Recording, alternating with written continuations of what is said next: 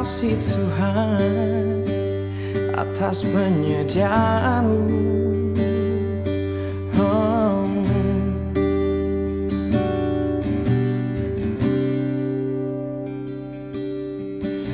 Di saat aku telah tak berdaya, di saat aku telah terjatuh, di saat aku berpaling dari-Mu, Kau ulurkan tangan-Mu dan sambut aku. Di saat aku tak lagi melihat, di saat ku menolak semua rencana-Mu, disitulah Engkau menemukanku dan membuatku berpaling padamu. Ku berterima kasih atas setiap kasih-Mu, berterima kasih atas setiap jalan-Mu, sebab ku percaya Kau yang menyediakan, Kau yang mencurahkan segala yang terbaik. Kan ku berikan seumur hidupku untuk menyatakan semua kebaikan-Mu. Semua ku lakukan sebagai bentuk cintaku padamu, Yesus kekasihku.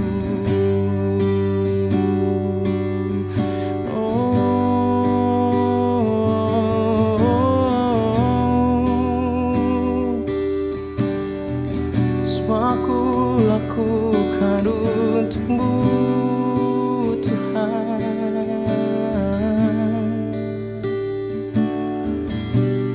Di saat aku tak lagi melihat, di saat ku menolak semua rencana-Mu, disitulah Engkau menemukanku dan membuatku berpaling padamu. Ku berterima kasih atas setiap kasih-Mu, berterima kasih atas setiap jalan-Mu, sebab ku percaya Kau yang menyediakan, Kau yang mencurahkan segala yang terbaik. Kan ku berikan seumur hidupku untuk menyatakan semua kebaikan-Mu. Semua ku lakukan sebagai bentuk cintaku padamu, Yesus kekasihku.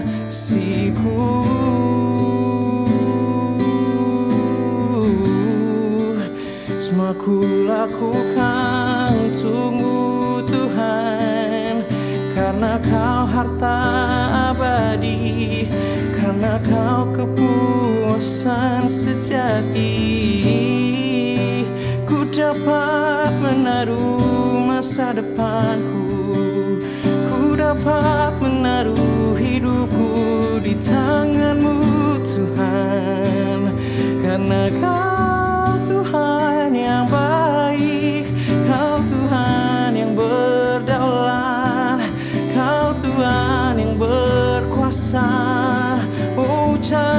dan syukur dalam hatiku. Ku naikkan hanya padamu. Oh, ku berterima kasih atas setiap kasih-Mu. Berterima kasih atas setiap jalan-Mu, sebab ku percaya Kau yang menyediakan, Kau yang mencurahkan segala yang terbaik.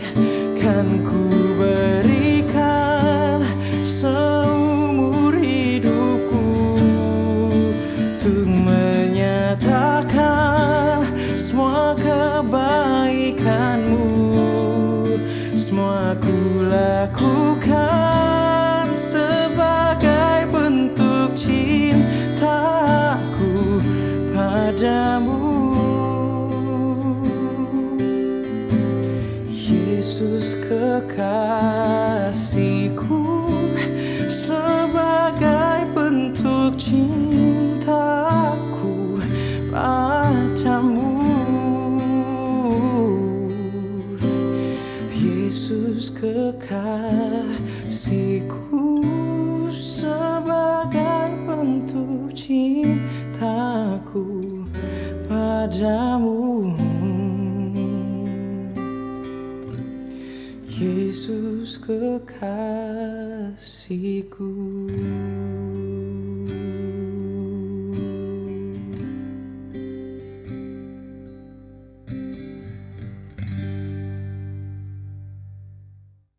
Shalom. Pada bulan ini kita punya tema adalah forgiving offenses. Di dalam Kolose 3 ayat 13, firman Tuhan mengatakan demikian, sabarlah kamu seorang terhadap yang lain, dan ampunilah seorang akan yang lain apabila yang seorang menaruh dendam terhadap yang lain. Sama seperti Tuhan telah mengampuni kamu, kamu perbuatlah juga demikian. Yaitu bagaimana kita bisa mengampuni kesalahan-kesalahan yang dilakukan oleh orang-orang yang ada di sekeliling kita, baik sengaja maupun tidak sengaja. Bicara mengenai pengampunan, itu pasti erat kaitannya dengan buah yang kita hasilkan dalam hidup ini. Buah roh yang dikerjakan oleh Roh Kudus yang ada di dalam diri kita. Hasilkanlah buah yang sesuai dengan pertobatan di dalam Matius 3 ayat 8. Dan juga firman Tuhan katakan demikian, memang dahulu kamu adalah kegelapan, kita tinggal dalam gelap, tetapi sekarang kamu adalah terang di dalam Tuhan, bercahaya. Sebab itu hiduplah sebagai anak-anak terang, karena terang hanya berbuahkan apa? Kebaikan dan keadilan dan kebenaran. Itu ditulis di dalam Efesus 5 ayat 8 sampai 9. Dan buah itu bisa kita hasilkan itu melalui dengan hubungan intim kita dengan Tuhan. Dengan hanya tinggal di dalam Yesus, maka kita bisa berbuah. Seperti dikatakan di dalam Yohanes pasal yang ke-15, 1 sampai yang ke-8. Firman Tuhan katakan bahwa akulah pokok anggur yang benar dan Bapakkulah adalah pengusahanya. Setiap ranting padaku yang tidak berbuah dipotongnya, dan setiap ranting yang berbuah itu dibersihkannya. Supaya apa? Supaya ia lebih banyak berbuah. Memang tidak mudah dan tidak enak untuk dibersihkan, untuk kita harus dirapikan oleh Tuhan. Itu namanya, istilahnya itu adalah pruning. Dan dalam bahasa Yunani itu adalah kataire, yang artinya adalah dimurnikan. Dan untuk kita tahu bagaimana sesuatu yang dimurnikan itu bukan sesuatu yang prosesnya cukup panjang, cukup menyakitkan, tapi dengan satu tujuan yang mulia pada akhirnya. Tapi percayalah bahwa hasil tidak akan pernah mengkhianati daripada usaha. Proses pemurnian itu akan membuat kita diluruskan, apa yang lembah-lembah yang ada dalam hidup kita itu ditimbun, dan gunung mungkin kesombongan, kehebatan kita semuanya diratakan oleh Tuhan untuk suatu proses bagaimana kita bisa menghasilkan buah dalam hidup kita. Ada suatu cerita di mana ada sebuah pohon anggur tertua di seluruh dunia. Itu namanya adalah Zametovka Vine. Umurnya sekitar 400 tahun.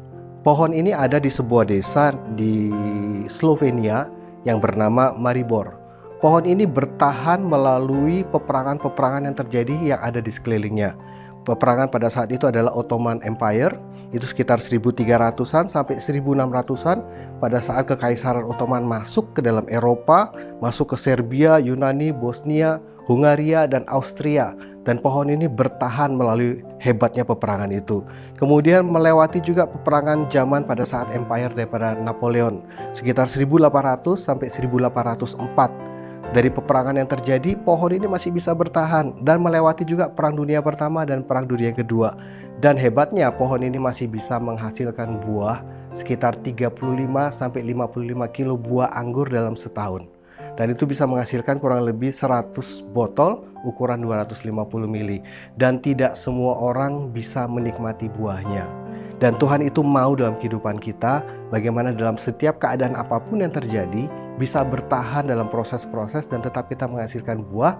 Dan sehingga orang-orang bisa tahu bahwa buah yang kita hasilkan itu sangat memberkati mereka. Dan kita bisa belajar dari seorang tokoh di Alkitab yang bernama Yusuf.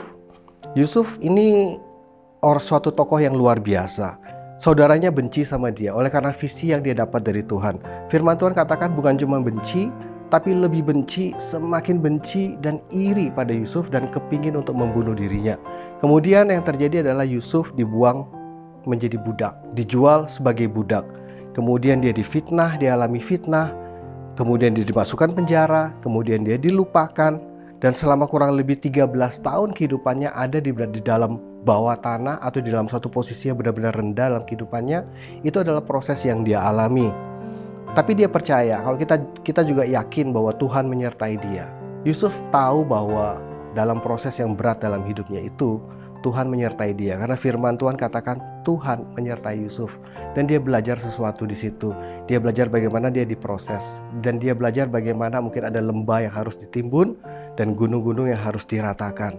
Semuanya, segala sesuatunya pada saat ia dipanggil oleh Firaun muncul. Dan dia katakan demikian, semuanya adalah tentang Tuhan. Di dalam Kejadian 41 ayat 16. It's all about God. Itu bicara tentang hubungan pribadi dengan Tuhan, bagaimana dia ada dalam posisinya seperti itu.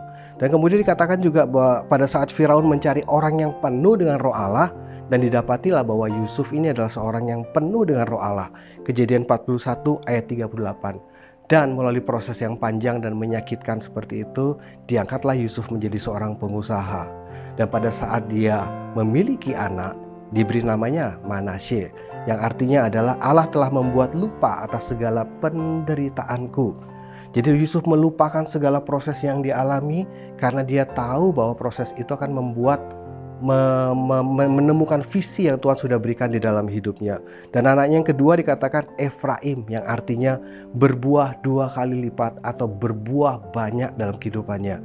Jadi Yusuf tahu bahwa dengan tinggal di dalam Tuhan, dalam setiap proses yang dia alami, dia akan bisa menghasilkan buah yang tetap dan menjadi berkat bagi banyak orang. Dan hasilnya adalah ia mengampuni, ia mengasihi, bahkan ia memberkati saudara-saudaranya. Ia tidak menaruh dendam, tidak membalas, termasuk juga terhadap Potifar. Dia tidak melakukan pembalasan, tapi ia mengampuni dan mengasihi. Dan akibatnya apa yang terjadi? Kita bisa baca di dalam Kejadian 49 ayat 22 sampai 26. Berkat yang diterima oleh Yusuf dalam kehidupannya. Demikianlah firman Tuhan. Yusuf adalah seperti pohon buah-buahan yang muda. Pohon buah-buahan yang muda pada mata air, dahan-dahannya naik mengatasi tembok. Walaupun pemanah-pemanah telah mengusiknya, memanahnya dan menyerbunya, namun panahnya tetap kokoh. Dia tetap bertahan dan kuat di dalam Tuhan. Dan lengannya tinggal lihat. Oleh pertolongan siapa? Yang Maha Kuasa, pelindung Yakub.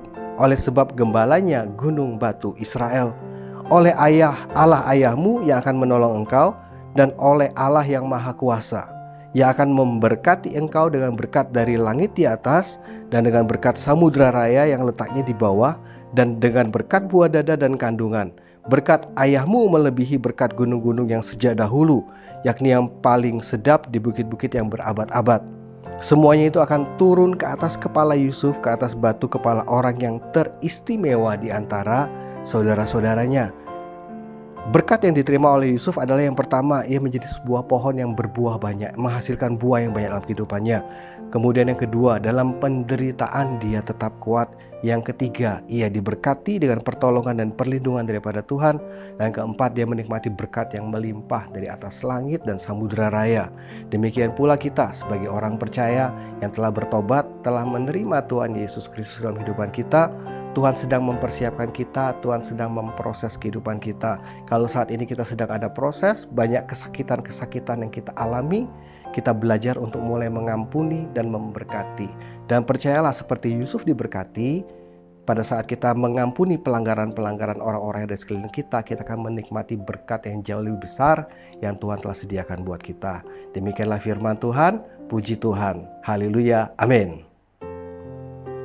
Mari kita berdoa. Bapa, kami bersyukur kepadamu untuk kami boleh belajar bahwa Engkau menghendaki kami menghasilkan buah dalam kehidupan kami, Tuhan. Dan Tuhan, kami tahu bahwa hanya di dalam Engkau, tinggal di dalam Engkau, intim dengan Engkau, maka kami akan menghasilkan buah-buah itu yang lebat dalam kehidupan kami, yang jadi berkat bagi banyak orang. Tuhan, berikan kami kekuatan dalam setiap proses yang kami alami. Ada kesakitan Tuhan yang kami alami mungkin hari-hari ini. Kami percaya Bapa, Engkau menguatkan kami, Engkau menolong kami, Engkau menghibur kami untuk melewati semuanya itu.